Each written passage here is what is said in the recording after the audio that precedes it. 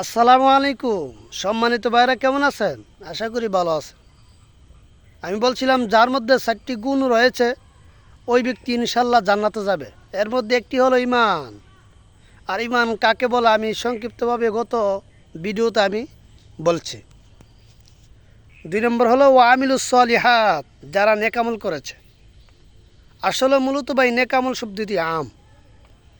নেকামল দ্বারা নামাজ উদ্দেশ্য এবং রোজা উদ্দেশ্য।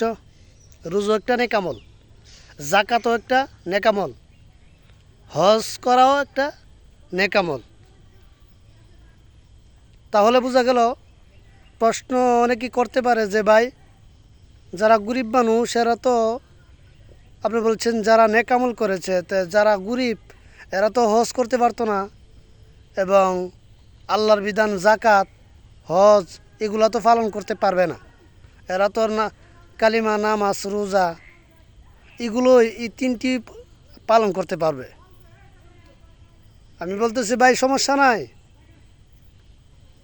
নবীর হাদিস অনুযায়ী, আল্লাহর কোরআনের আয়াত অনুযায়ী আরও অনেক আয়াত আছে, এগুলো আলাদা করে দিছে। গরিব মানুষ যারা আছে এরা কালিমা ইমান আনার পরে এরা পাঁচ ওয়াক্ত নামাজ ঠিকমতো আদায় করবে এবং রমজানের রোজাগুলো সুন্দরভাবে আদায় করবে। বাস এই অবস্থায় যদি উনি মৃত্যুবরণ করে, ইনশাআল্লাহ আল্লাহ তাআলা তাকে জান্নাত দেবে। আর যারা ধনী লোক তারা নামাজ, ঈমান, নামাজ, রোজা, হজ, জাকাত এই 5টি পালন করতে হবে। কারণ ধনী লোকের উপর এই 5টি জিনিস তার উপর ফরজ। এই জন্য ভাই আমরা যেন সকলেই তোমার নবী আল্লাহর নবীর সুন্নত অনুযায়ী আল্লাহর গোলামি করতে পারি, তৌফিক দান করুক।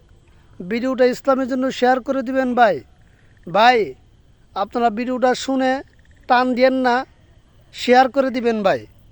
অনেকে দেখি ছেড়ে দেয়। আসসালামু আলাইকুম।